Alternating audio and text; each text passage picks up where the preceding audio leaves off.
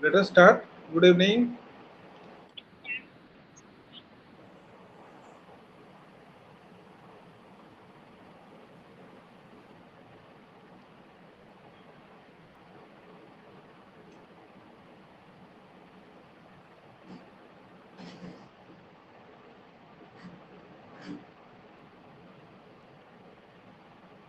Chinmay,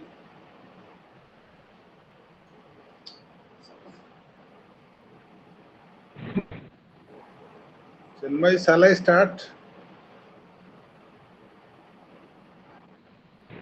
Yes, sir. Yes, sir. Okay. Uh, Today we shall start a new block. Block 5. Name of the book MEG-7 Block 5. Midnight's Children by Salman Rushdie. Midnight's Children by Salman Rushdie. As you know, when you talk about Salman Rushdie, he's an Asian, right? Or you can say he's an Indian, but settled in UK, United Kingdom, and started writing, pursued his literary career over there, experimented with his fate, and he became a very successful writer of this century. When Rushdie first published Midnight's Children way back in 1981, no one could have imagined, no one ever thought what a turning point it would prove to be for the Indian English novel. That this novel will be a great hit. This novel would be one of the best sellers in the entire globe. Nobody had ever thought of, nobody had ever imagined. So, the sheer energy, the innovations in the English language, you can say, form of writing, new kind of themes, right? And range of, you can say, range of this big novel, Midnight's Children, has a great impact.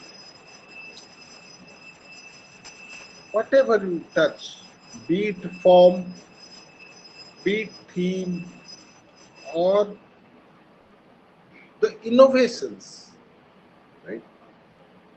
New innovations and the sheer energy, everything had a great impact, had a stunning impact.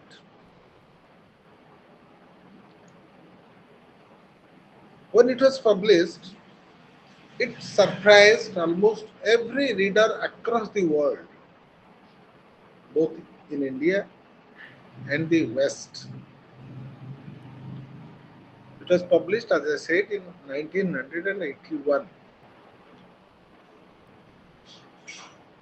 And you must be knowing that Midnight Children won Booker's Prize twice, not once, twice.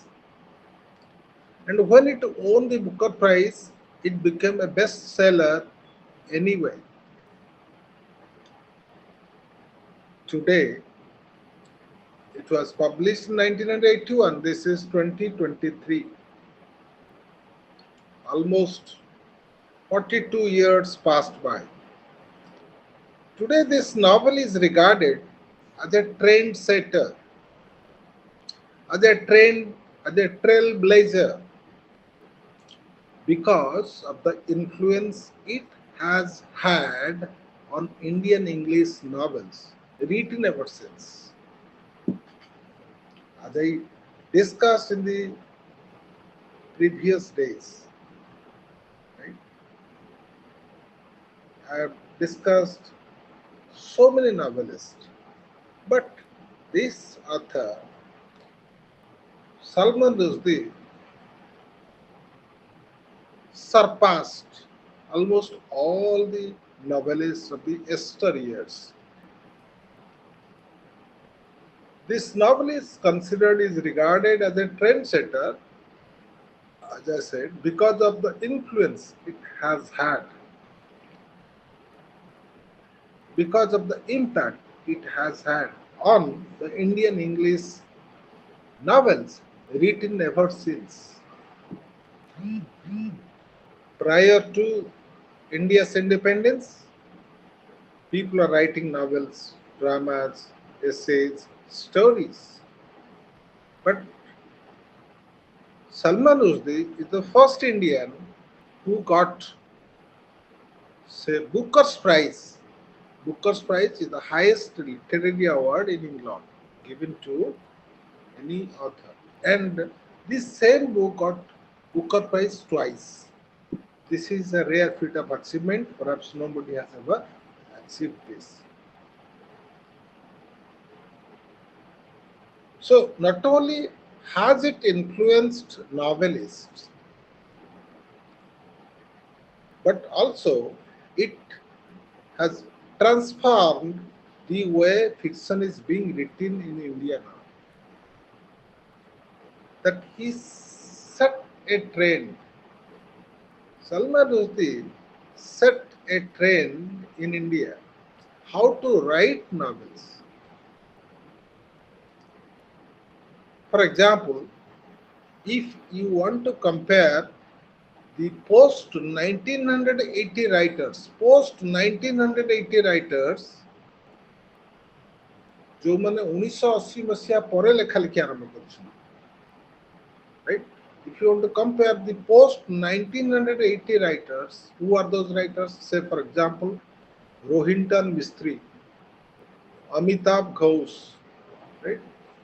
With the writers in the pre 1980s, 1980 ର ପୂର୍ବ ରାଇଟରଙ୍କ ସହିତ ଯଦି ଆମେ compare କରିବା, who are they? Like Raja Rao, R.K. Narayan, Anita Desai, Arun Joshi, etc. etc. You would you would simply mark the difference. You will find a clear-cut demarcating line, and the work that has clearly been responsible for the change is Midnight Children. It is this book which has had a kind of great impact upon the writers of the post 1980s. So today, Midnight Children is considered as a very, very important novel. Right? Um,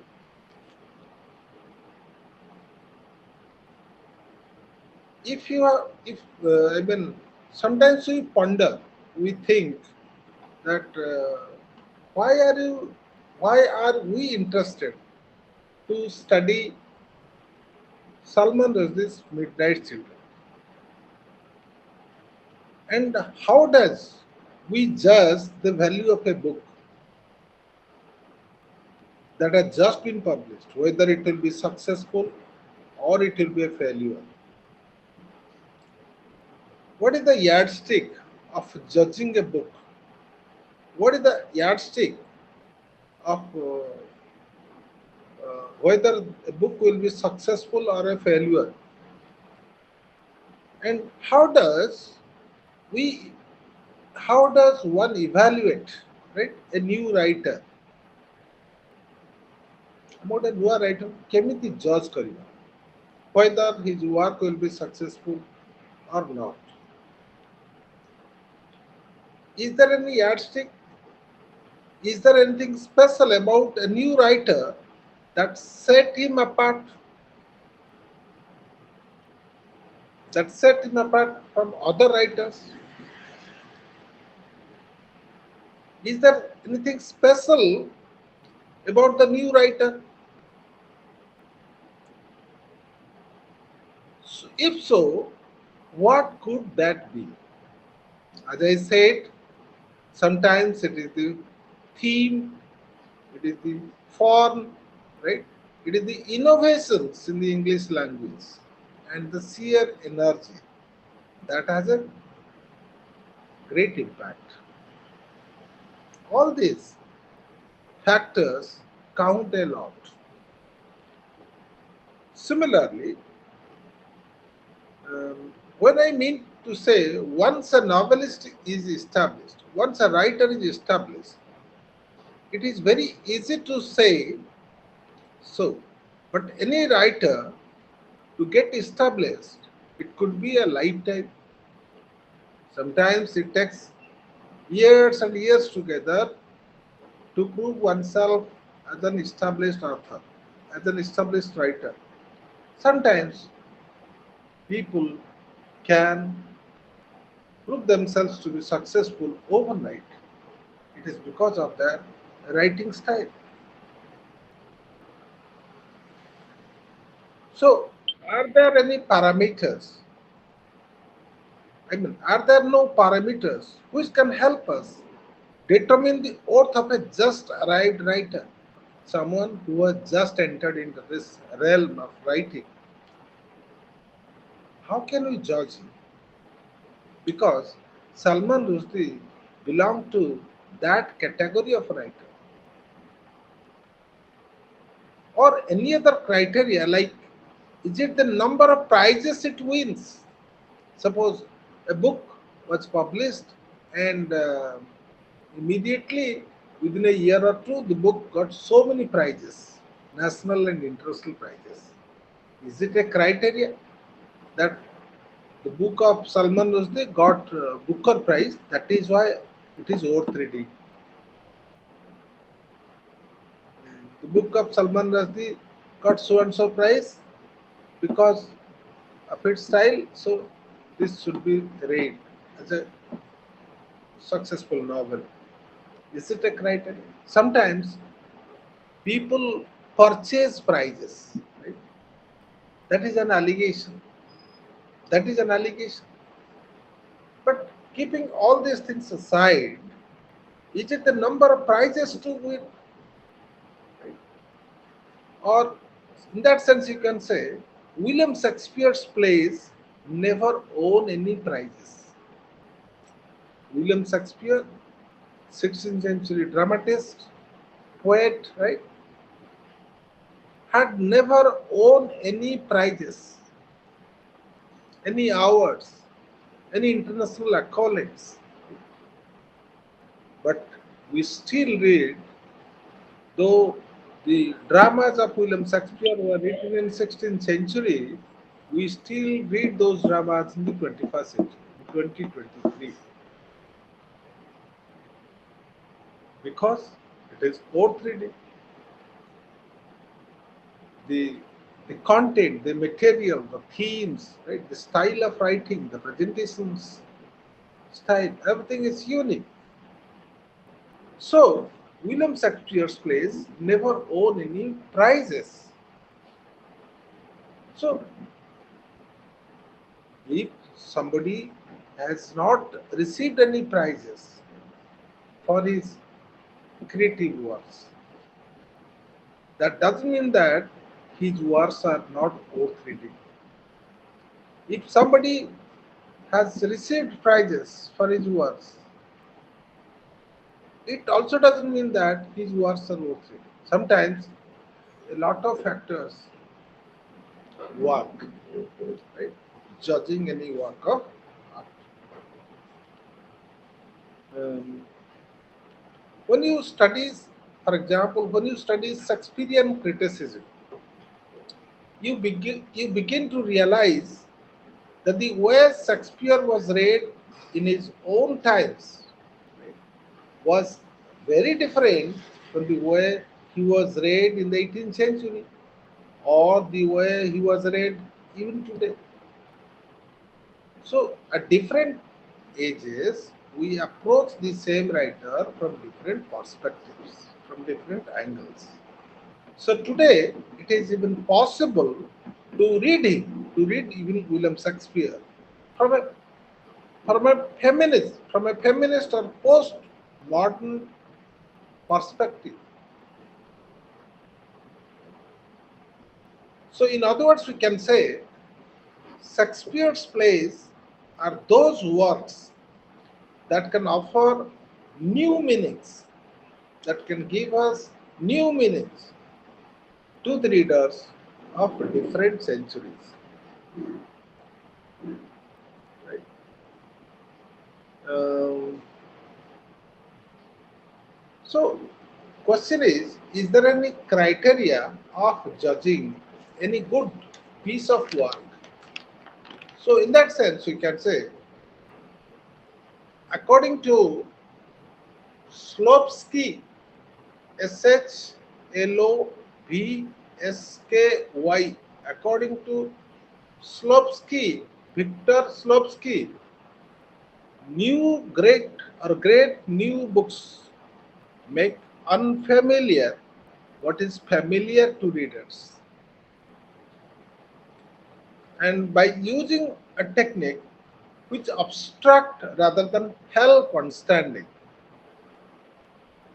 So in that sense we can say such words draw attention to their strangeness. Such words draw attention to their unfamiliarity through different literary devices such as play of words, it is the use of syntax, use of metaphors or figures of speech, etc. etc.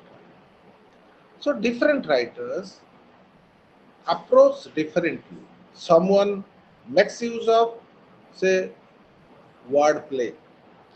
Some other writers make use of syntax, and some others make use of different figurative speech in their work to make it appealing. In that sense, you can say James Joyce's novel Ulysses. James Joyce's novel, quote unquote, Ulysses, was just such a work. And those of you who have read even Midnight Children by Salman Rushdie will have noticed or must have noticed that it has all the characteristics, it has all the features of this defamiliarization. And in that sense, we can say Midnight Children made a great impact when it was published way back in 1981. And it still continues to surprise the readers. Whether it is the greatest Indian English novel ever published will be proven in time to come. But there are certain criteria that it follows for which it is considered to be a masterpiece, a great novel of all times. Salman Rushdie, as a novelist, has written a good number of books to his credit. And to name a few, I am going to give you some information about Salman Rushdie's entire literary output. Salman Rushdie's entire literary output. As you know, his literary output can be divided into two broad categories. One is fiction, the other is non-fiction. Right? When you talk about fictions, right, he has published novels which are based on India or Indian themes. He has published novels based on Indian themes, Indian location, Indian culture and history. One such novel is your the present one, The Midnight Children. It was published in 1981, and The Moor's last laugh, quote unquote. The Moor's, Moor apostrophe S. The Moor's last, Last, last laugh, Laugh. It was published in 1995. The Moor's last laugh. This novel is based on Indian setting, right? And the ground beneath her feet, quote unquote, the ground beneath her feet. The third novel is also written on Indian theme, on Indian characters, on Indian local, right? These are the three novels that he has written. When you talk about the collection of short stories, right, he has published a book, a collection of short stories known as East West, sorry, East West, EAST, East West, WEST. This is a collection of short story, right? And this book is a collection of short stories. When you talk about novels of Pakistan origin, right, or Pakistan-based novels, one novel known as Shame, Same, and the book was published in 1983. 2 years later, right, the publication of Midnight Silver. Same is the only novel which was written on Pakistan, local, right, in 1983. There are another novel, even the same novel, the Satanic Verses. The Satanic Verses, which became a little bit controversial, right? It was based on England. Satanic Verses as a novel was written in 1989 and it was based on England.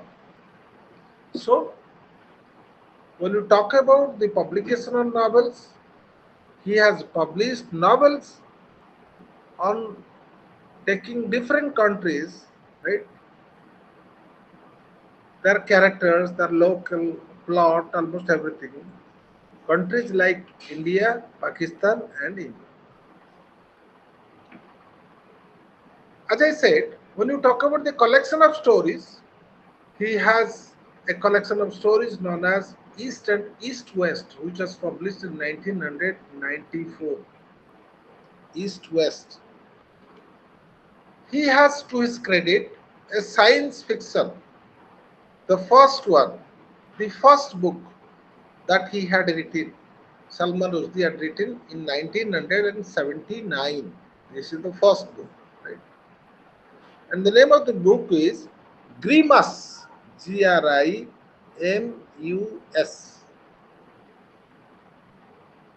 This is a science fiction. And the name of the children's fiction is Harun and the Sea of Other Stories. Harun and the Sea of Other Stories, published in 1990. When you talk about his non-fictions, right? Non-fictions again are divided into two categories. One is he has written a travelogue, an account of the travel history of his own. Right? The name of the travelogue is The Jaguar Smile. It was published in 1987. And he has also another collection of essays known as Imaginary Homelands, published in 1982. So, I need not go deep into almost all these uh, novels, stories, travelogues, right? Science fiction, children's stories, etc., etc. But our focus will be on Midnight's Children. When you talk about the title of the novel, Midnight's Children, the book was set in the midnight of 1947, the day India, 15th August 1947, the day India got its freedom, and Pakistan was partitioned. So Midnight Children draws its title from the hour of India's independence, you can say. From the hour of independence, the moment India got its independence, the, the I mean, Midnight Children got its title from that moment. 15th August 1947. So, what does it mean? All the children born together at this momentous hour, particularly during this time, all the children born at this hour, right, become Radhe's novel, The Children of the Time. The characters that he has produced in his novel are the absurd of the time. Uh, so for us, the language, um, or in other words, you can say, Rushdie's Midnight Children, as I have said you earlier, that Indian English novel, the world map, is an unprecedented way. And no other novel about India has had such an impact. This is what Ali says. And it was made Rushdie, I quote the line, it was made Rushdie at the young age of 34 into a major literary figure. As you know, Salman Rushdie became world famous at the age of 34 only when he wrote Midnight's Children. And when it got Booker Prize, critics' praise, right, was soured on the work. Critics from all over the globe soured praise on him, on his work. Someone said, like Nazareth said, that it was an outstanding achievement. Midnight Children is an outstanding achievement, quote unquote. Some others say that it is a novel of international importance. It is a novel of international importance.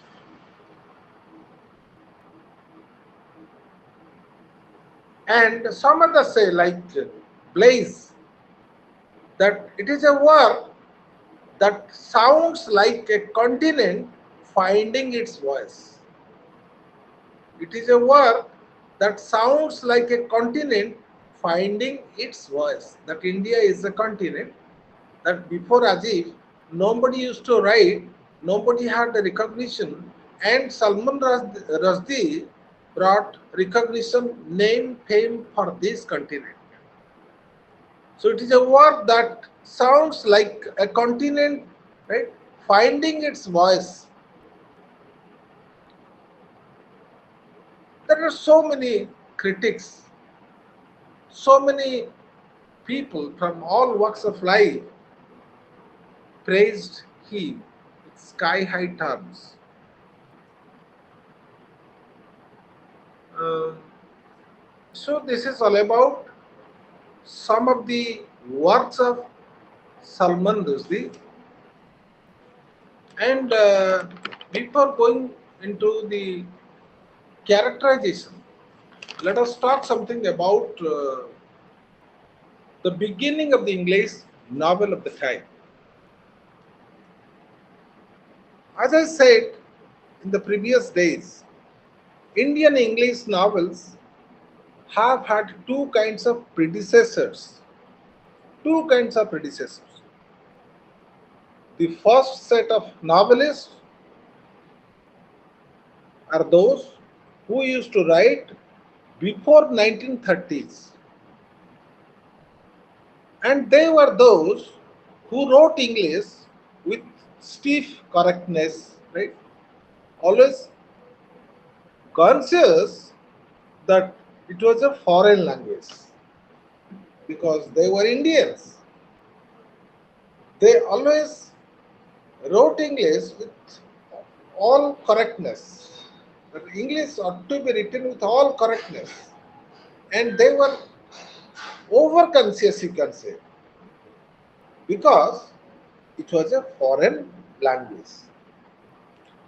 So, their works and their English were imitative of the British novelists of the time, like Sir Walter Scott, W. Reynolds, right, were very popular with them as a kind of role models. The other group of writers comprise novelists such as your Bankim Chandra Chatterjee, Michael Madhusudan Datta, right, who began writing in English, but who, influenced by the rising feeling of nationalism, later switched over to writing in their own mother tongue. It is due to the feeling of nationalism, later on they switched over to their own mother tongue. They started writing their own mother tongue. But initially, right, they began writing in English. Yeah, this is the other group, like your Bankim Chandra Chatterjee and Michael Madhusudan Datta. But the novelist who rose or who started writing after 1930s, after 1930s, were your Mulk Rajanan, R.K. Narayan, Raja Rao. And when they started writing, they made a very conscious decision to write in English. It was a deliberate effort on their part to write in English, as if it were an Indian language. Perhaps they didn't regard it as a foreign language, right? So, in that sense, we can say this is the period, the pre 1930s and the post 1930s period writers, right? The first major novelist, the first major novelist, Indian novelist, to experiment with English for writing fiction is Mulk Raj Anand. I mean, yesterday or day for yesterday, I was teaching you Mulk Raj Anand and his novel called Untouchable. And the first major novelist, he is the first major novelist to experiment with English for writing fiction. And he produced Untouchable. And then came your G.V. Desani, Raja Rao, and R.K. Narayan, even Bhavani Bhattacharya. So experimentation, you can say, with English language has continued without a stop, and the same trend went on and on and on. So what Rajananda did was to experiment with the diction, use of words, with a dialogue, with the syntax of English spoken by his characters. This is what Mulk Rajananda did. So what did he do? Mulk Rajanand experimented with diction, with a dialogue, with the use of syntax in English spoken by his characters. Since he chose Indian characters, naturally the diction of the words, the syntax will be of that type. Mulk Rajanand, didn't alter the English he used for his remarks as a kind of narrator.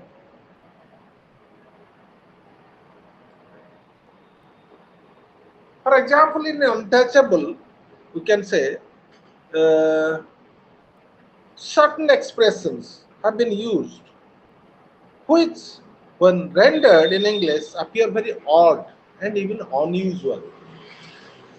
Right? Like the breaking the vessel. Breaking the vessel means to expose the secret. A kind of idioms like eating the air, quote unquote. Eating the air, quote unquote, means to take a stroll. Black in the pulse, quote unquote. Black in the pulse, quote unquote. Something fishy, something fishy.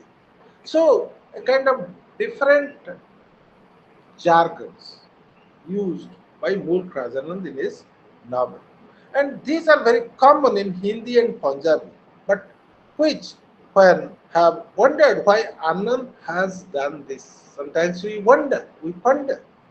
And what does he achieve with such usage? And question comes, did he succeed in doing so? This is the beginning of writing English novel before 1930s and after 1930s. But certain problems, certain challenges that the writers came across after 19 who started writing after 1930s. For example, as you know, Mool Prajanand, Rajarao and Arkanarayan are regarded as the trio are the three major writers of Indian English fiction because they had set a kind of sensibility which has more or less continued to the present. That they had said in the use of English will be discussed. What kind of thing that they had said.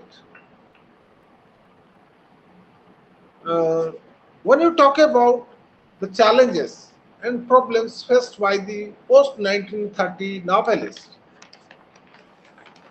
naturally those things were overcome by the writers when Rushdie started writing. Rushdie, V.S. Naipaul is another great Indian novelist who had won Nobel Prize for Literature. The question comes, what kind of English Rushdie used to write? He was an Indian. He started writing fictions on India, on Pakistan, on England. And he created a market, you can say. He created a market, uh, a number of readers all over the globe, right, who can easily understand his English. What kind of English he wrote for his novels, for his writings. So ever since Salman Rushdie, Salman Rushdie's novel, Midnight Children, won him Booker Prize.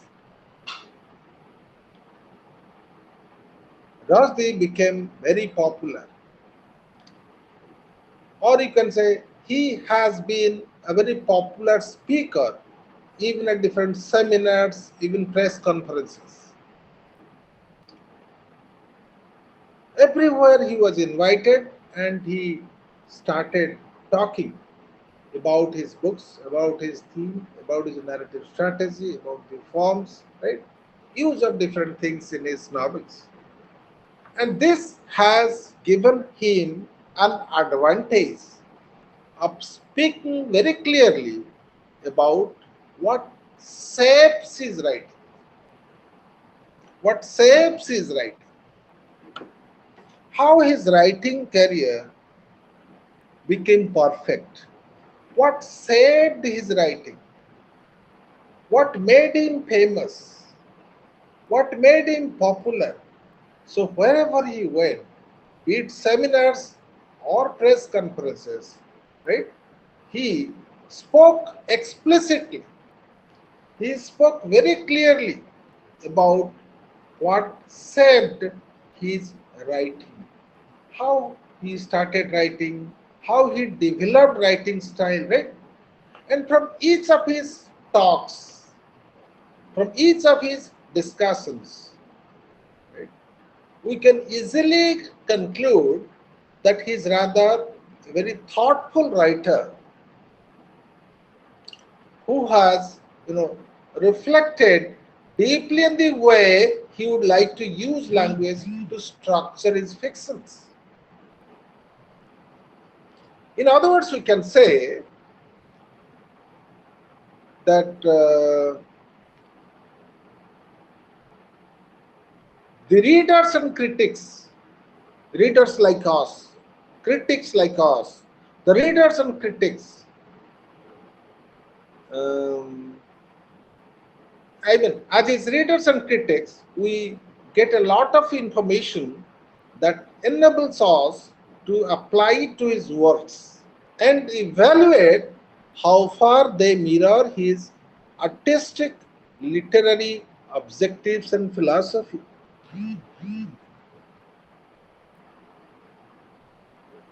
Sometimes we say that Rajdeep's English, what kind of English he uses?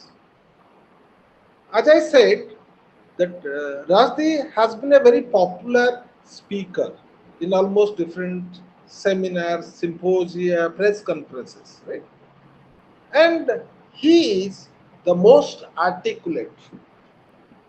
Articulate means someone can speak on any subject at any point of time, very fluent.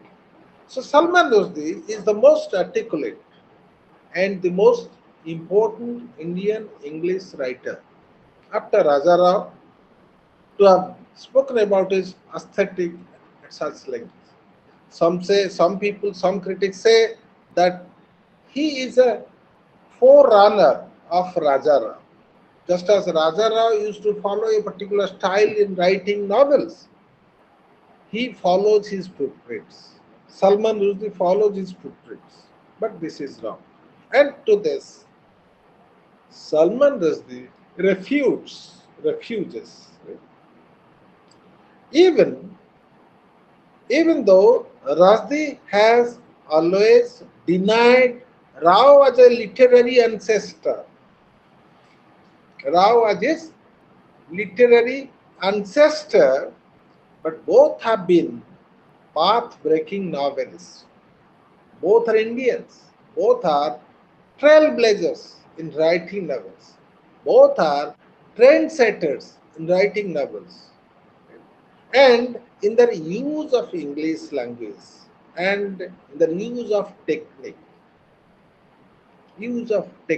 and use of English language.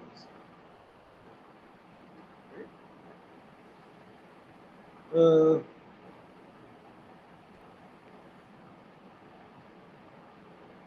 One of the major differences, I mean, since Rushdie is an Indian, he has moved to Pakistan.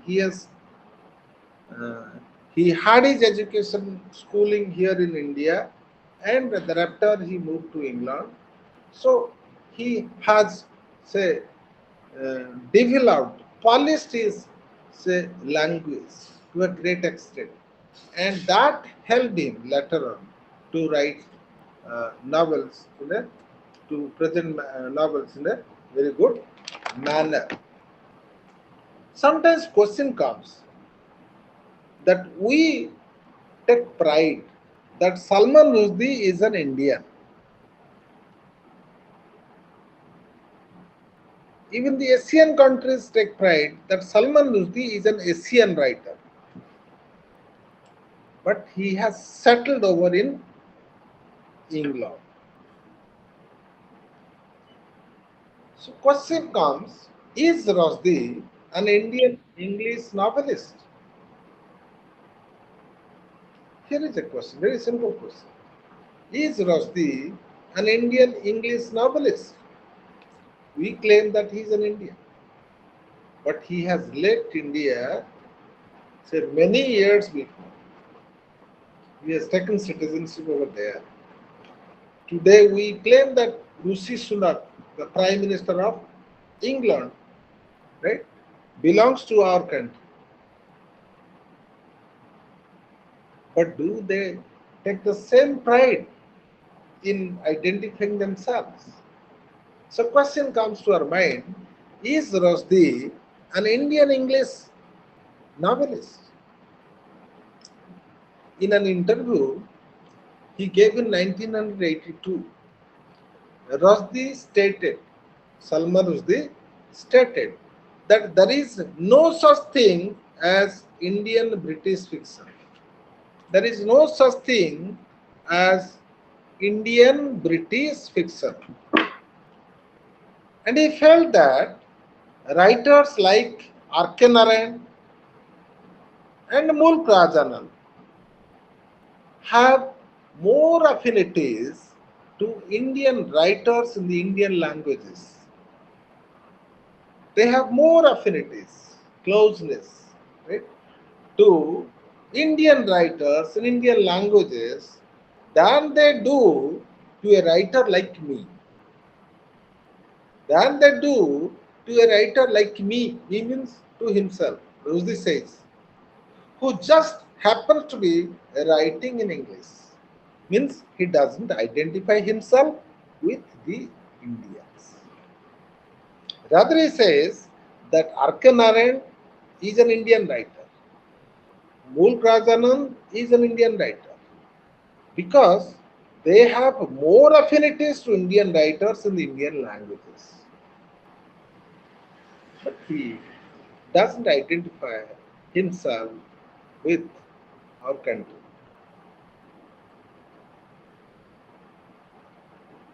But interestingly, you will be surprised to know that almost in each of his novels, especially in Midnight Children, the book which has been prescribed for you, he has used Indian English. He has used Indian English, not British Indian, not British Indian, to represent the speech of his Indian characters.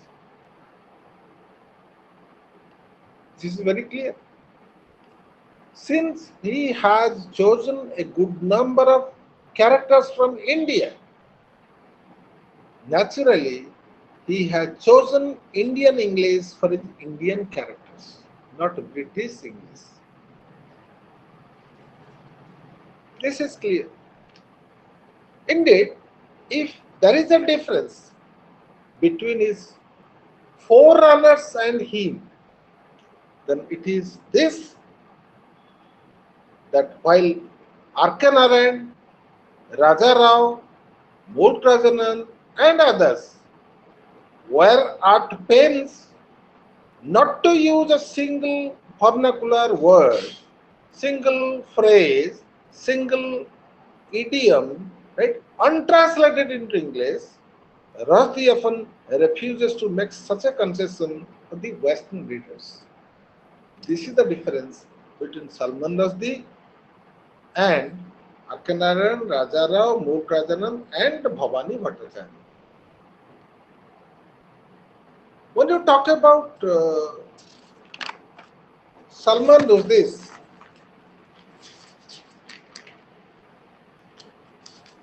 characters, because characters constitute almost everything for a novel. we can easily deduce that he has, as I said, he has produced or he has taken a good number of Indian characters. The protagonist of Midnight Children is Salim Sinai. Salim Salim Sinai. Salim Sinai is the narrator and the protagonist of the novel. As I said, he was born at the moment of India's independence, and he is blessed with the power of telepathy. Telepathy, what do you mean by telepathy? What do you mean by telepathy? Telepathy.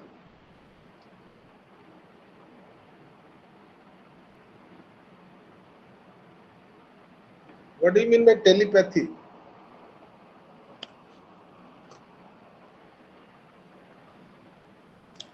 Telepathy ମାନେ ମନେକର ତମର ତମର ଜଣେ very intimate close କିଏ ଅଛନ୍ତି, ତମର ମା ତମକୁ ଗୋଟେ ସମୟରେ ମନେ ପକାଉଛନ୍ତି, ତମେ ବି ସେତିକିବେଳେ ତାଙ୍କୁ ମନେ ପକାଉଛ. It is because of the intimacy, very close connection, relationship. ଯେ ତମେ ଯେତିକି ବେଳେ ମନେ ପକାଉଛ ତମ ମା ସେତିକି ବେଳେ ତମକୁ ମନେ ପକାଉଛ. This is called telepathy. So he is Salim Sinai, Saleem, Salim Sinai, Sinai. Salim Sinai is the protagonist, is the main character, the principal character of the novel. And he was or he is born at the moment of India's independence. That means on 15th August 1947. And Salim is blessed with the power of telepathy. Immediately he can know, right, what you are thinking, right, as a character. Somebody is thinking. So he is blessed with the power of telepathy and a very powerful sense of smell. Sungi ki jane do. This is a different type of personality, Salim Sinai. Right? So Salim tells his extraordinary life story. Bit different type of story. Ordinary, extraordinary. Salim tells his extraordinary lifestyle, a life story, as his body begins to fall, as his body begins to crumble.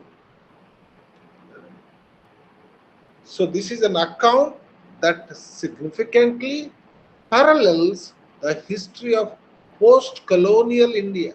Post-colonial India. What do you mean by post-colonial India? Colony, when the colony was driven away from this country. Colony means the Britishers. When the Britishers were driven away from this country. Right? Post-colonial means after the departure of the colonial masters, after the departure of the Britishers. This is called post-colonial India. So here is an account that significantly parallels the history of post-colonial India. And as a narrator, Salim Sinai, right, can be both unreliable and self-centered at times. He is not easily reliable. And at the same time, he is self-centered, swarthapara. He is such a character. The another character is Jamila Singer. Jamila Singer, whom we call as the brass monkey. Who is she? The Jamila is Salim's younger sister. Jamila, Jamila. Jamila is Salim's younger sister, who finally grows up to become the most famous singer in Pakistan. Right? Jamila becomes the most famous singer in Pakistan. So Jamila is a character taken from Pakistan. Salim is a character taken from Pakistan. Right? And later on, Jamila is praised, is almost adored. ADORED is almost praised, adored throughout the country. The next character is Adam Aziz. AADAM. Adam Aziz. AZIZ. Adam Aziz is Salim's grandfather, and he is the patriarch of the Salim's family, the head. Grandfather of Salim Sinai, Adam Aziz is the patriarch of the family. What is his profession? Now, Adam Aziz is a doctor by profession. Right? He is a doctor whose loss of faith leaves what he refers to as hole inside him. And Adam Aziz falls in love with his wife Naseem, Naseem, falls in love with his wife Naseem after only being allowed to see her through a hole in the perforated seat. The fourth character is Ahmad Sinai. Salim Sinai, Ahmad Sinai. Ahmad means Salim's father. He is a shrewd businessman, very crooked, right? Typical crooked businessman. And at the same time, he is very skeptical. Who is destined for failure? ସେ ଗୋଟେ businessman, ସେ କିନ୍ତୁ ତାଙ୍କ ବିଜନେସରେ କେତେବେଳେ ସଫଳ ହୁଅନ୍ତି ନାହିଁ. Ahmad Sinai. Who is Ahmad Sinai? Ahmad Sinai is Salim's father and who is destined for failure. He is always a failure so far as business is concerned. He is not a successful businessman. Right? And Ahmad Sinai spends much of his, time fighting with his wife. So this shows that he doesn't have a very good conjugal relationship with his wife, and he is an addict. ADDICT. He is an alcohol addict. He had very weakness for alcohol addiction, for which perhaps the conjugal relationship was crumbling. Conjugal relationship between Salim's father and mother, Salim Sinai's father and mother, was crumbling, was decreasing, was diminishing. Mumtaz. So you all got the Muslim characters. Mumtaz, Mumtaz, whose name is Amina Sinai, who is Salim's mother. Salim Sinai's mother is Amina Sinai. Nickname is Mumtaz. So what is his father's name? Salim's father's name? Ahmad Sinai. What is Salim's mother's name? Amina Sinai, or in other words we call her Mumtaz. And her sister is Jamila, who is a famous singer in Pakistan. Right? And Adam Aziz is the grandfather of Salim Sinai. So this is the entire family of Sinai. So Mumtaz or Amina Sinai, who is Salim's mother and daughter of Adam Aziz, right? changes her name to Amina after she married to Ahmad Sinha. Initial name was Mumtaz, but when she got married to Ahmad Sinha, she changed her name. Actually, Amina Sinha is very loving mother, a very devoted mother, but she inherits her father's skepticism. Easily she disbelieves others. This she has inherited from this quality she has inherited from her father. So she inherits her father's skepticism and her mother's determination. These are the qualities that she has inherited from her parents. And despite being married to Ahmad Sinai, she is never able to forget her first husband, Nadir Khan. So we come to know that Mumtaz had previously married to Nadir Khan before she got married to Ahmad Sinai. So she had she got married twice. The first husband's name is Nadir Khan, and the second one is Ahmad Sinha. The next character that comes to picture over here is Mary Pereira, Mary, Mary, Mary Pereira, Pereira. So Mary Pereira is Salim's ayah. Ayah, servant, a kind of lady, or you can call a kind of surrogate mother who takes care of children. Surrogate mother gives birth and takes care. Surrogate mother who gives motherly affection, right? Takes care of the children. So Mary Pereira is Salim Sinai's ayah, Ayah. Ayah is a kind of lady who serves in your house, right? Who takes care of the small children in the house. And Mary Pereira is responsible for switching Salim and Siva at birth. Salim and Siba at birth out of a misguided sense of social justice. And in order to compensate for her crime, that she has committed a crime, a mistake, she dedicates her life to raising Salim, altercations, right? So Mary is responsible for switching Salim and Siba.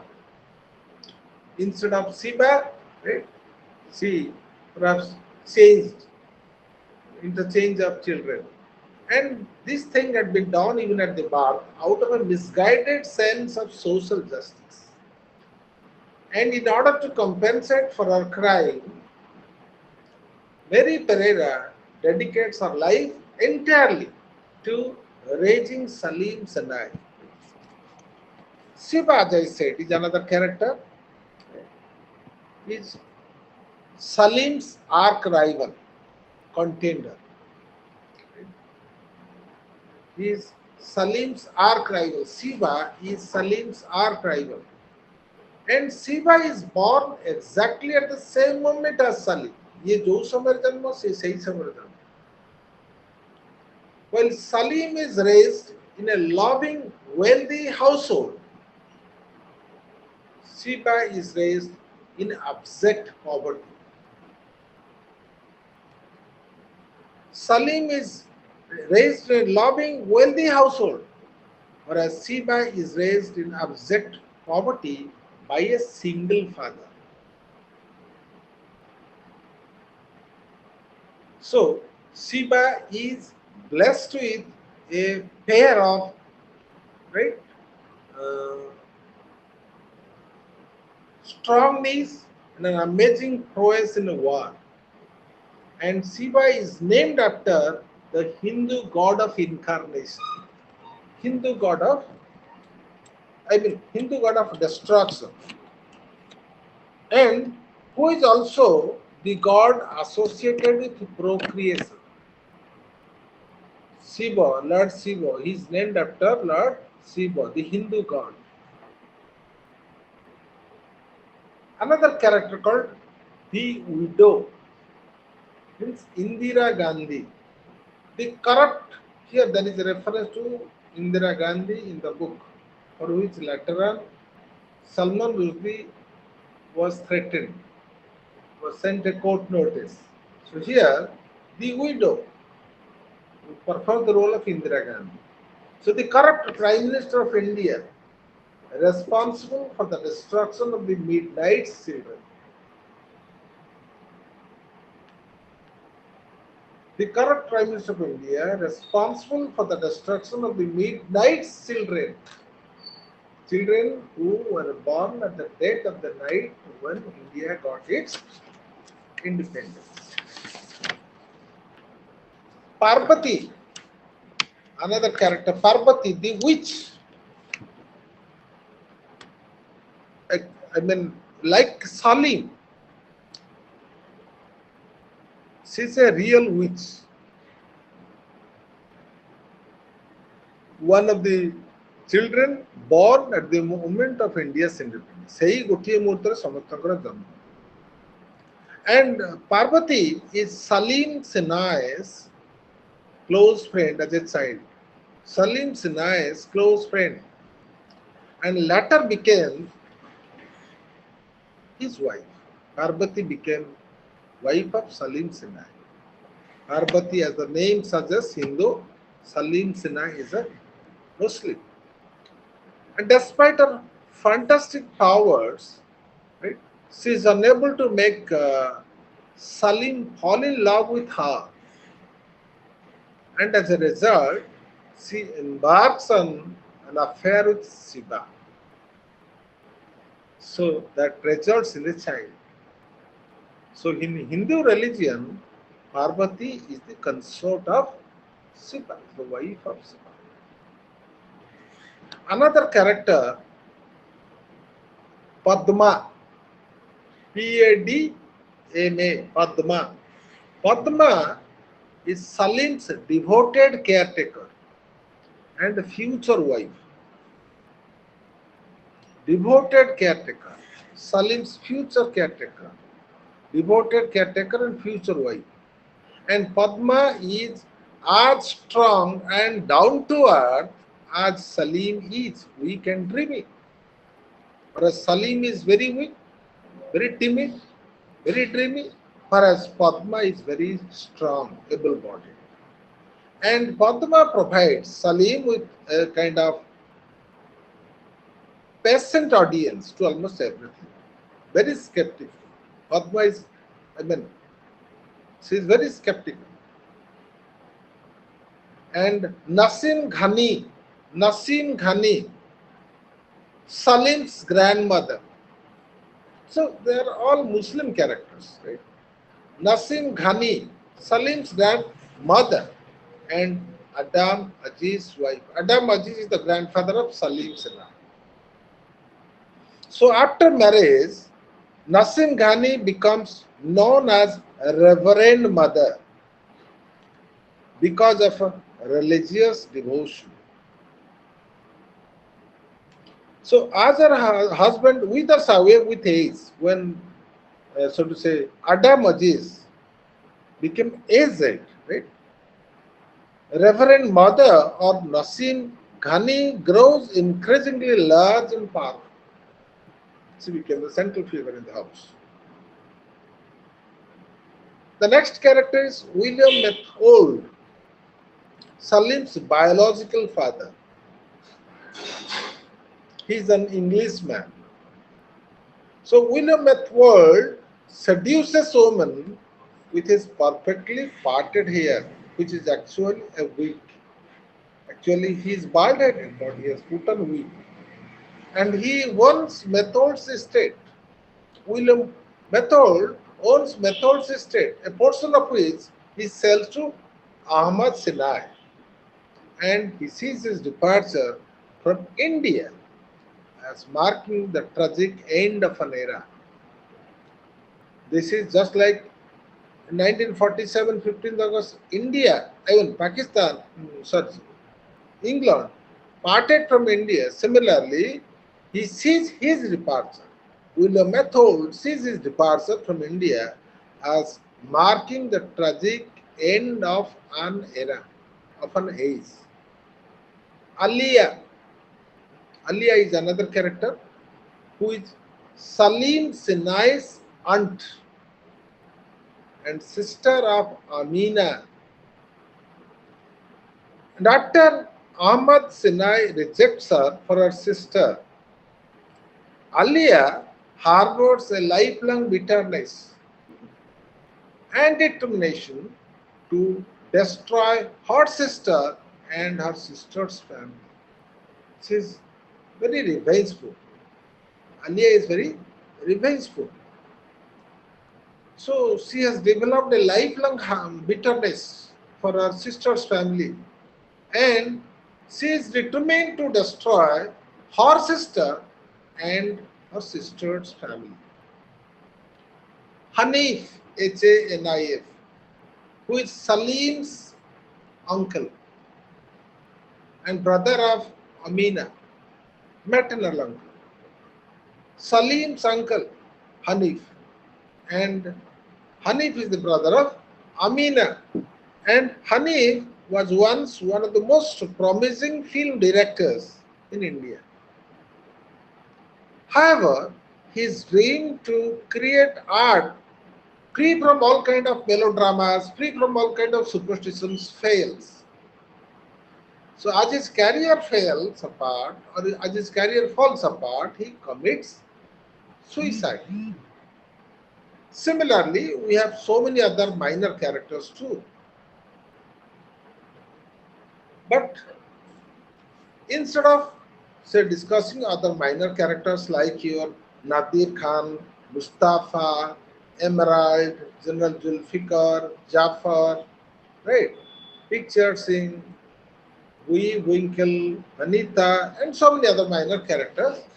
Um, Let us jump into the thematic appreciations.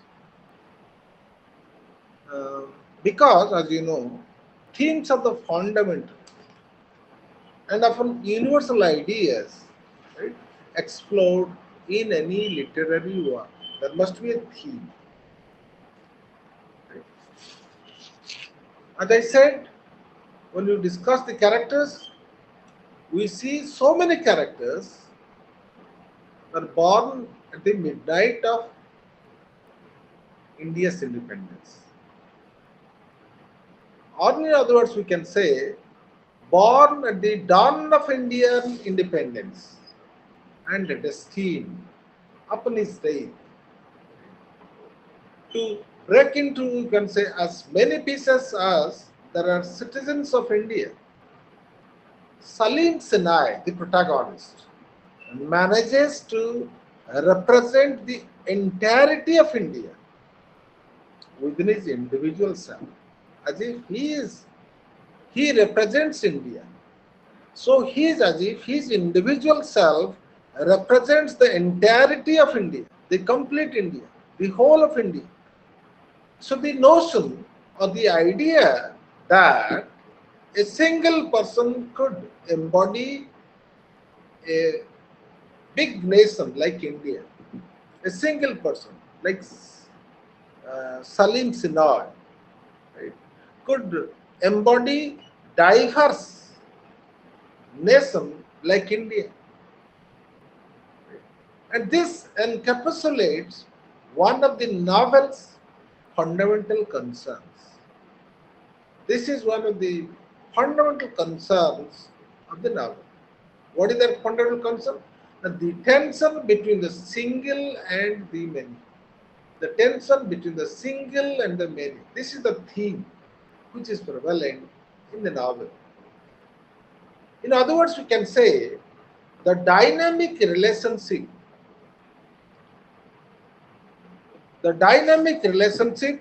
between Salim's individual life and the collective life of the nation. Salim's individual life and the collective life of The nation suggests that public and private will always influence one another. Public and private will influence always one another, but it remains unclear. This is not clear whether they can be equated with one another or not. They can be equal or not. And throughout the novel, you can see Salim struggles to contain all of India within himself. That an individual self represents the entirety of the country. Throughout the novel, we see Salim struggling to contain the entirety of India within himself, only to disintegrate and collapse at the end of his attempt. This is what he tries to do. Political speaking, if you take it from the political angle, because this is a question of division of India and Pakistan.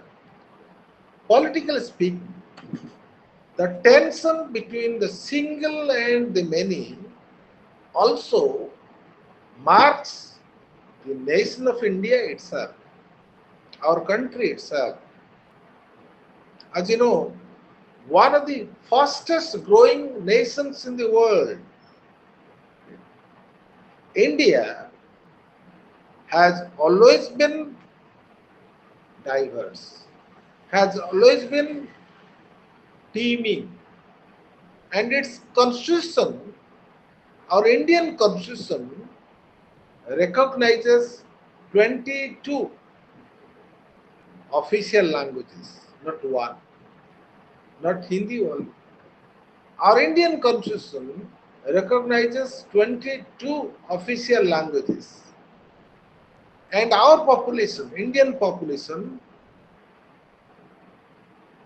practices religions as varied as, say, for example, Hinduism, Islam, Christianity, Sikhism, Buddhism, among many others.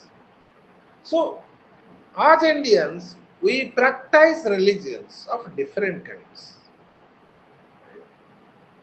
And Indian culture, our Indian culture is simply hybrid. Why do we call it a hybrid culture? Our Indian culture is simply hybrid, hybrid. When people of different color, caste, creed, religion stay in a particular place, they communicate with each other. They share their feelings, they share their emotions, they attend their religious functions, right, in a community. So they develop a kind of hybrid culture.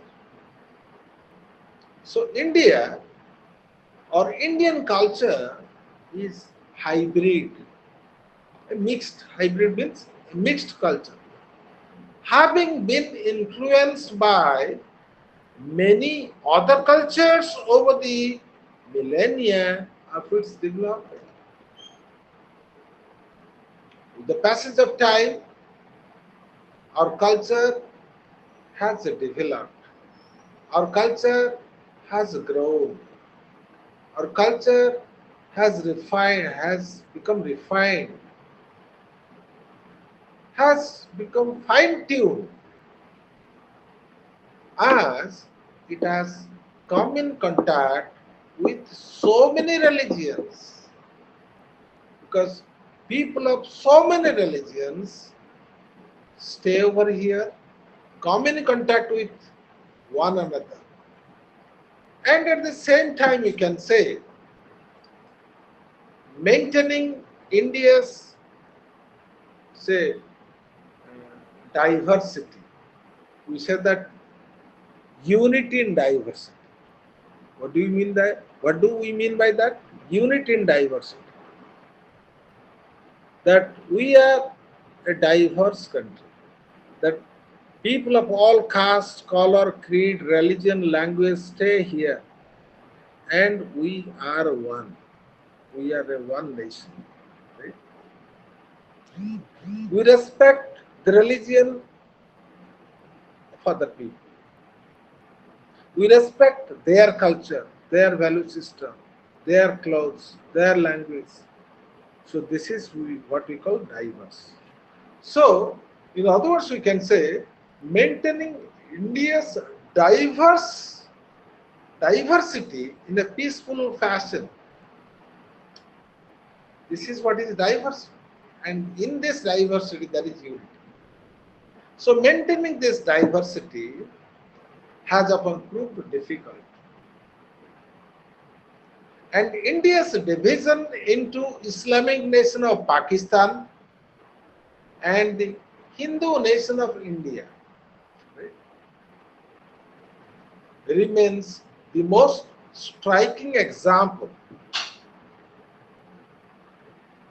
Right? What is that striking example?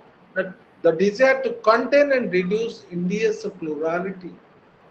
That India is a multi-ethnic country, multi-religious country, and in order to reduce India's plurality, this has been particularly in Midnight's Children. The narrator Salim Sinai watches such protesters, watches as protesters attempt to divide the city of Bombay along linguistic lines on the basis of language. Salim, as a character, as a narrator, contains has many experiences and sensitivities,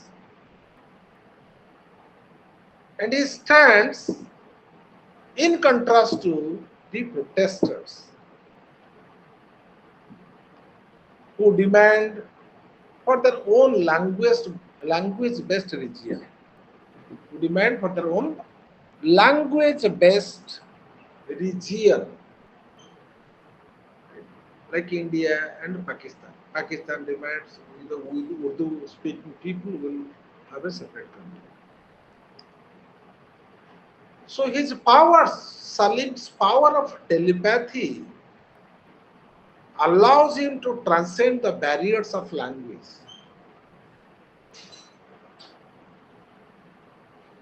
allows him to go beyond the barriers of language, while he himself reflects India's diversity and range.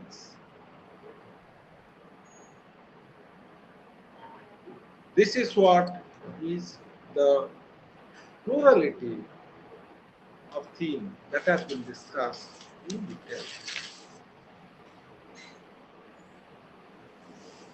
Even certain factual errors, dubious claims are very essential aspects of Salim's narrative. Certain factual errors and certain claims are very essential aspects of Salim Senoy's narrative style. He knowingly, he deliberately, he willfully acknowledges, admits that he misplaced Gandhiji's date, right, as well as misremembers the date of an election. This is history. And he frates, Salim Sinai frates about the accuracy of his story, and he worries about future errors he might make, the mistakes he might make in the future. Yet at the same time, after acknowledging, admitting his error, Salim decides to maintain his version of events, since that is how they appear to occur to him. Now there can be no going back. They cannot return. Despite its historical inadequacies, Salim Sinoi sees his story as being of, you can say, equal importance as the world's most important religious text.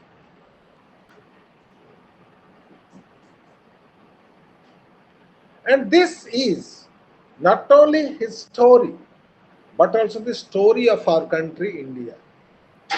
This is not only the story of Salim Sinoi, but also our story. And the errors in his story,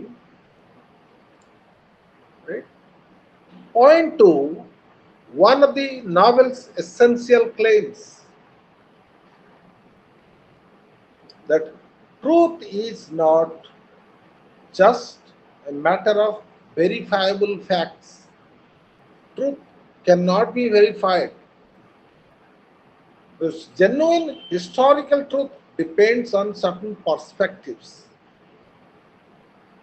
It depends upon a willingness to believe, the desire to believe. Salim Sinoi notes that memory creates its own truth, and so do the narratives. So, religious texts and history books alike, in a similar fashion, stake their claim, make their claim in truth, not only because they are supported by facts, but also because they have been accepted upon, whether time or faith. So, the version of history Salim offers, the kind of history Salim Sinai offers, comes filtered through his perspective. Just as every other version of history comes, right? Just as every other version of history comes filtered through some other perspective, for Salim, his version is as true as anything else, because this is the version he believes, he has faith on. And the battle between Salim and Siba, there is a constant tussle, battle between Salim and Siba. The battle between Salim and Siba reflects the ancient mythological battle, the battle between the creative and the destructive forces in the world. The tension, or you can say the enmity between the two, the enmity between Siba and Salim Sinor began at the moment of their simultaneous birth. Both were born at the same time, mid hour, the midnight hour. So the enmity and the tension between these two characters, right, begin simultaneously from their very birth.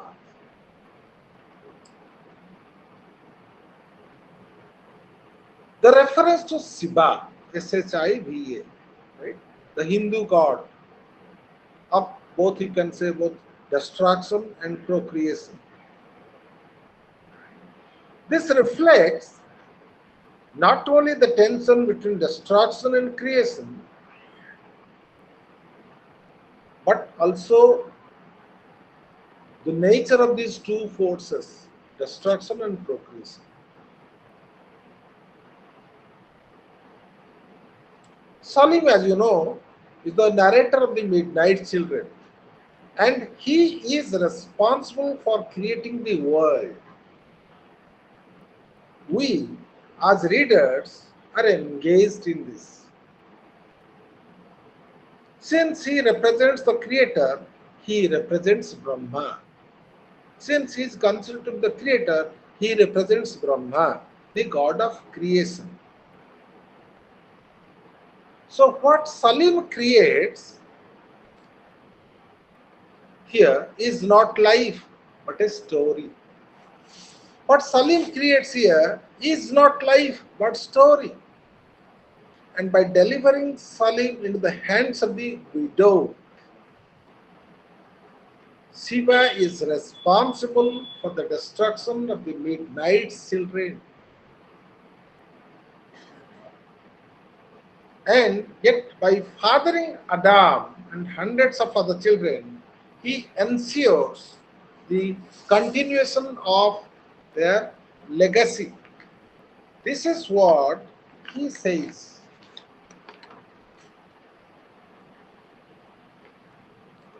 Sometimes, midnight children is considered, not sometimes, even today, midnight children is accepted as a postmodern novel.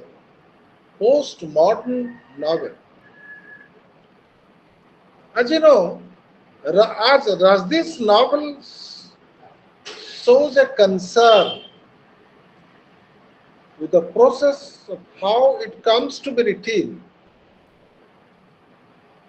we can classify his novels as postmodern novel, or you can say metafiction. And when you read a novel, you are so carried away. When you read a novel like this, you are easily carried away by the story that you think it really occurred. Really, has it occurred? But you scarcely pay attention to how it was created. How this story was created, we hardly think about this.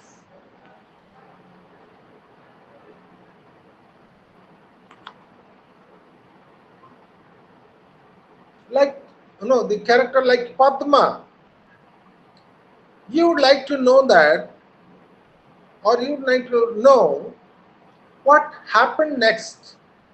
Similarly, when Salim keeps referring to events that happen much later, your curiosity is aroused. Your curiosity is aroused to make you request him to go on and on, to go on and on. And at the same time, right, as you already know the ending, all that leads up, it seems, merely just an explanation. And sometimes you feel cheated out of this story. And gradually you begin to realize that your interest in the story takes a backseat to the story making and its storytelling.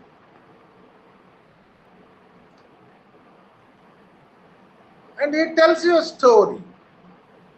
He tells you about the beginning, tells you about the middle, and the ending proper to the novel.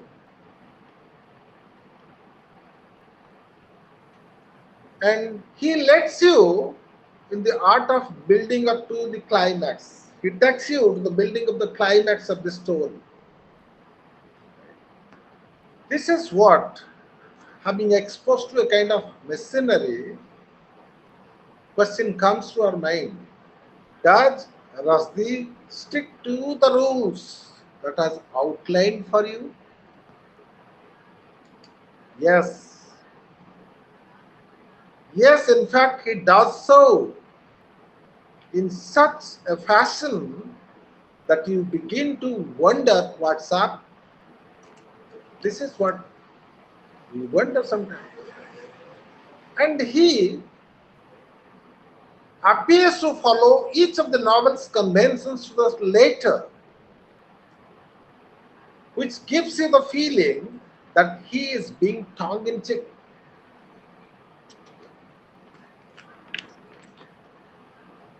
Sometimes this Midnight Children is also called as a post-colonial novel.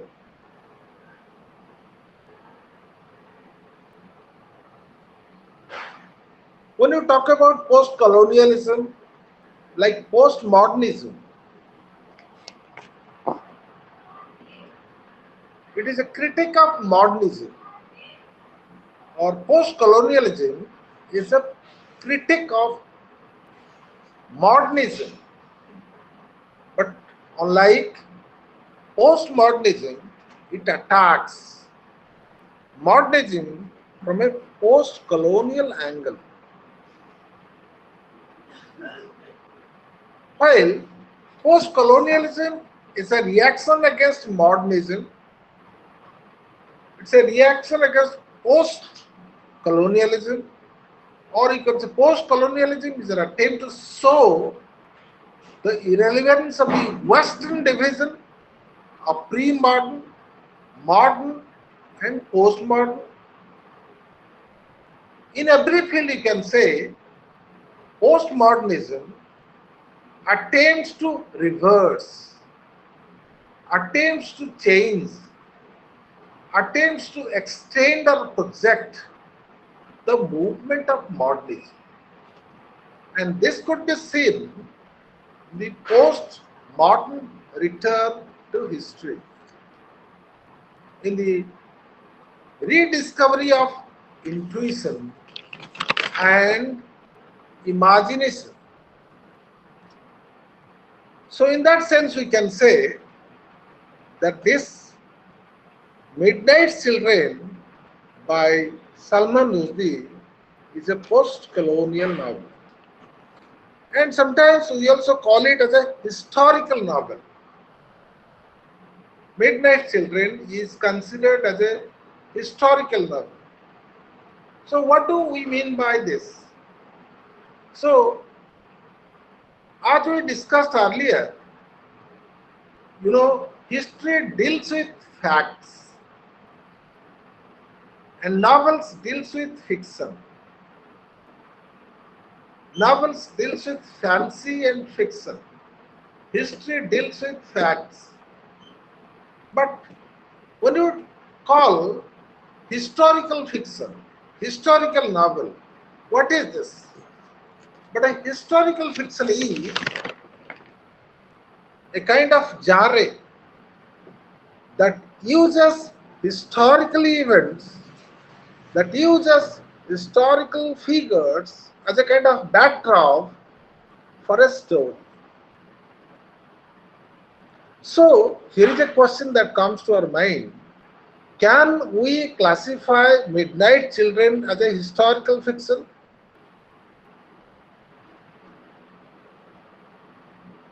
Just as you know, Sir Walter Scott had popularized historical fiction. Can we say that can we classify Midnight Children as a historical fiction like Sir Walter Scott? So Salman Rushdie doesn't merely employ a historical setting. He turns to history as a kind of theme. He moves to history as a kind of theme. And Salman Rushdie takes up the history of post-independence India, right, ending in the emergency as his main theme. When India was under emergency during the regime of Indira Gandhi, that was the theme taken by Salman Rushdie. And the history of India runs parallel to the life of the narrator, who is the narrator, Salim Sinoy. Salim insulting in the unique coupling of the private with the public. And the readers like us of the novel Midnight Children have pointed out that he never intended to write the definitive history of India. When apprised of the errors in his rendering of the history, he sought refuge in the device of an unreliable narrator.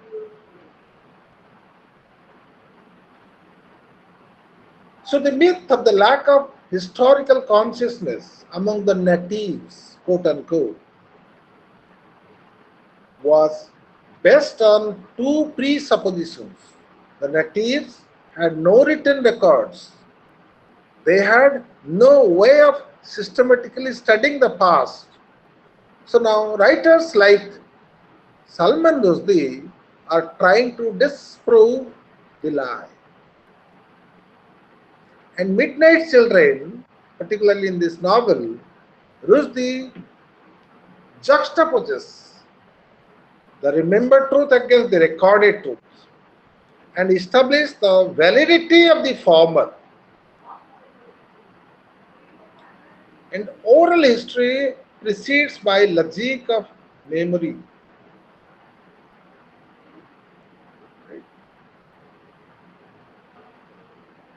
Similarly,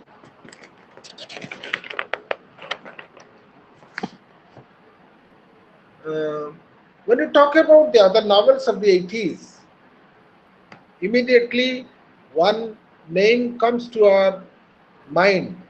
He is Binay Kripal. In the New Indian Novel in English, a study of the 1980s, he notes that the Indian English novel since 1980s is completely different from the precursors, both in technique and sensibility.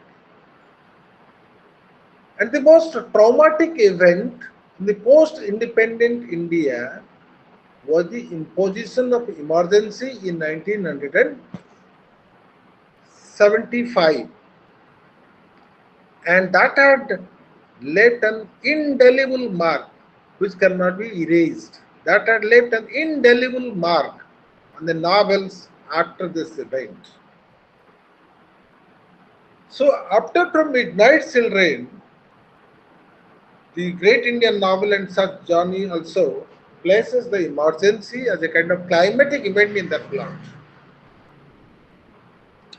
Binay Kirpal links the historical obsession of the 1980s novels to this political event. And in terms of technique, so far as technique is concerned, the 1980s novels demonstrate a kind of destabilization associated with postmodernism. And Bina Kripal believes that writing of tradition and destabilizing it, turning its head and installing an alternative has given a new freedom, quote unquote, to the Indian novelist technique and style. And Bina Kripal warns that the superficial resemblances, similarities between this fiction with postmodern fiction shouldn't lead us to equate the two. Shouldn't try to equate the two. And this is very important because the novel of the 80s is still rooted in the Indian material reality. And Salman Rushdie himself made this distinction when he asserted that books are about the world. And postmodern fiction, on the other hand, is just a linguistic construct with a kind of precarious relationship with the world outside. This is the theme: post-colonial novel, historical novel, right? And the novel of the 80s. And how this Midnight Children is even, this is even a post-modern novel, and how this has proved to be a successful one among all the novels of the modern times. We have certain common people such characters, and even the family has even a character. Uh, There is a there are certain symbolic representations of Shiva, Parvati, and Salim.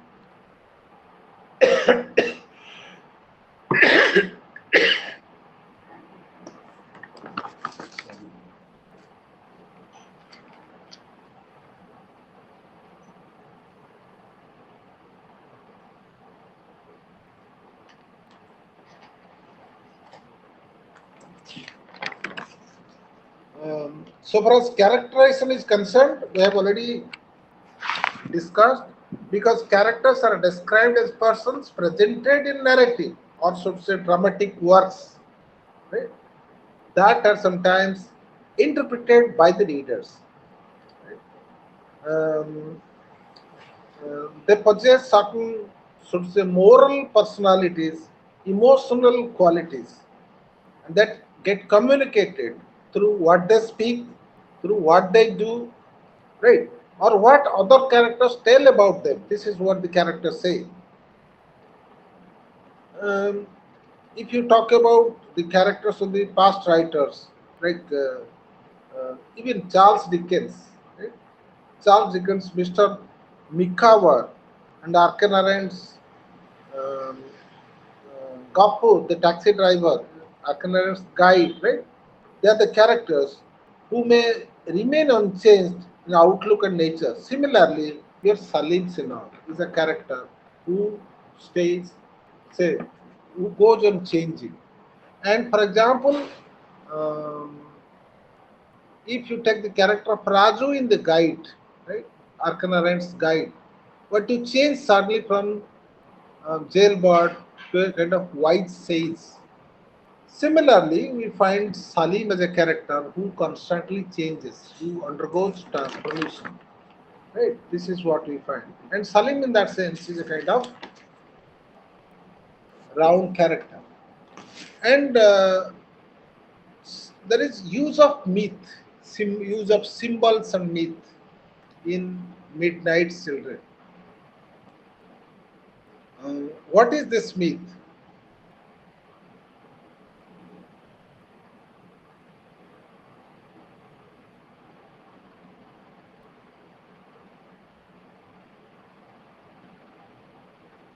Writers like Salman Rushdie's generation have adopted a kind of stance, a kind of stand towards the mythic material, mythological material. Perhaps for the reason uh, discussed earlier. And it is not possible for Salman Rushdie, like Salim Sinha, to participate in the myth laden universe, quote unquote. Myth, MYT, myth hyphen laden, LADN, laden, myth laden universe without any kind of hesitation. And Rushdie's use of myth has earned him the reputation of a trickster, as if he is a magician. He has made use of myth in his novels. Something of an impostor, you can say. Actually, he is not. Actually, he is not an impostor. Actually, Salman Rushdie is not a trickster. He, uh, let us here examine uh, here the Ganesha myth that he has talked about in the book. That his use of Ganesha myth, and see for ourselves. This is an example how myth has been used in the novel. Um, so, so far as the myth is concerned, so far as structure of Midnight's, so far as the use of myth is concerned, so far as the structure of Midnight Children is concerned, it is just not merely a gimmick. So the novel's form is completely inseparable from the theme. The theme and form are attached to each other. They cannot be separated. And the novelist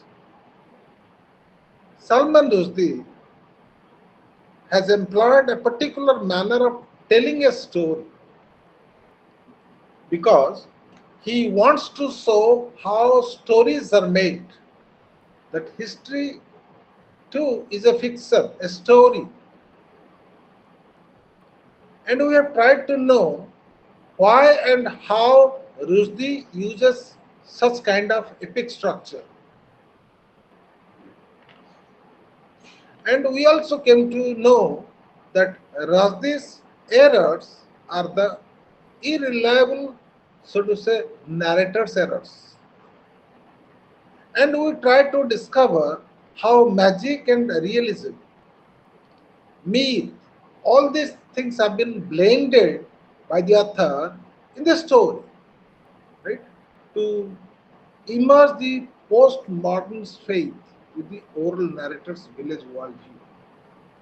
How theme of magic and realism have been blended, have been merged by the narrator so that the, the story will be appreciated by almost all the readers.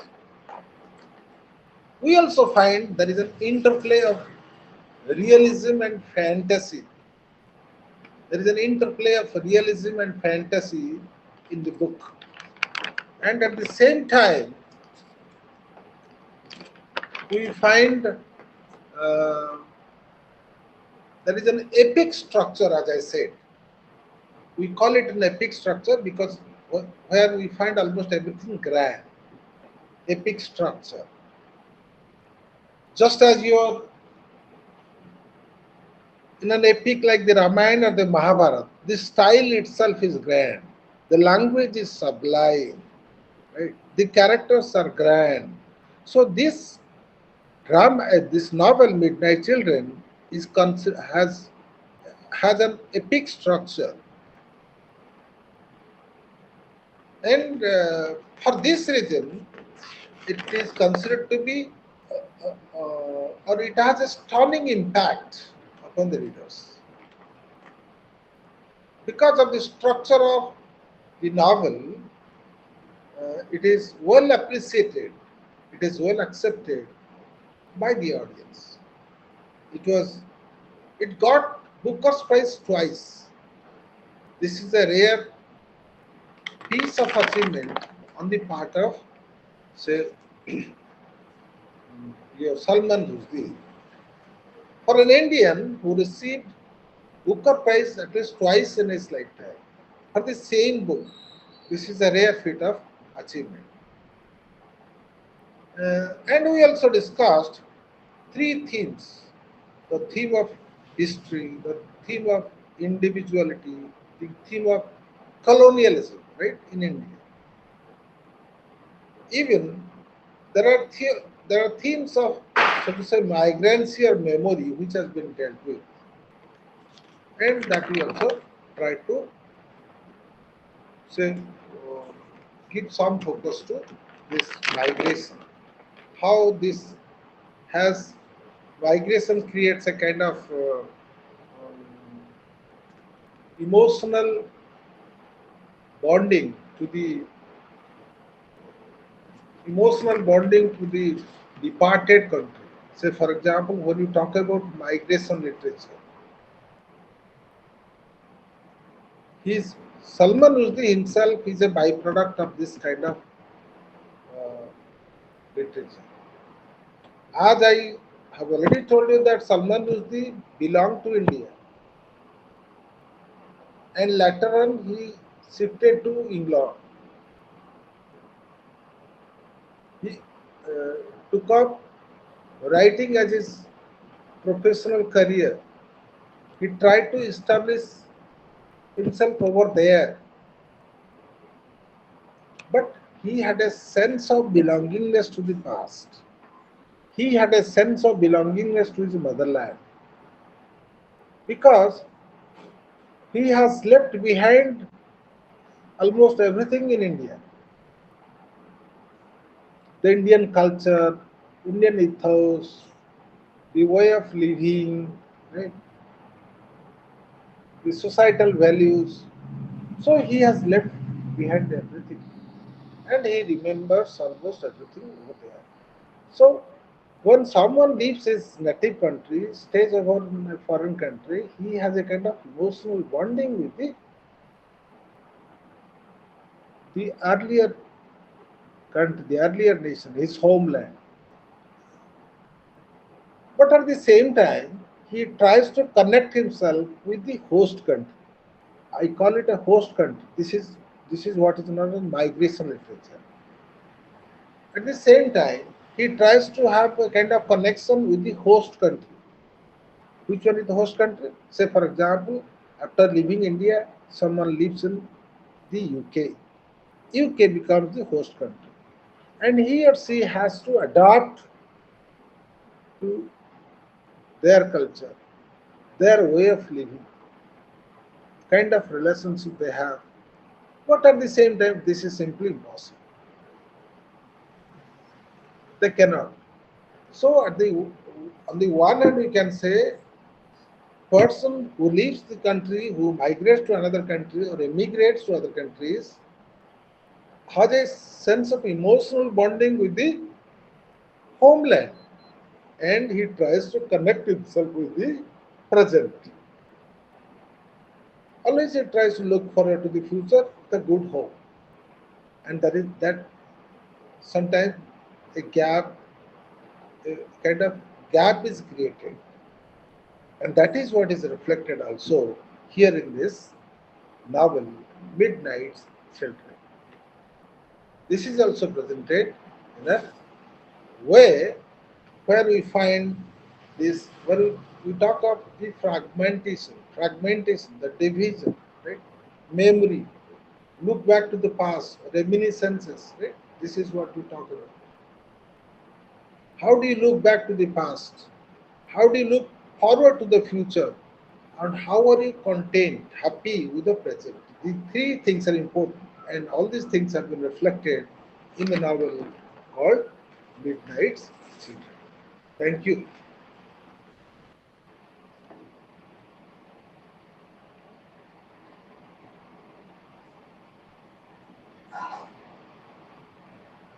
Thank you, Chinmay.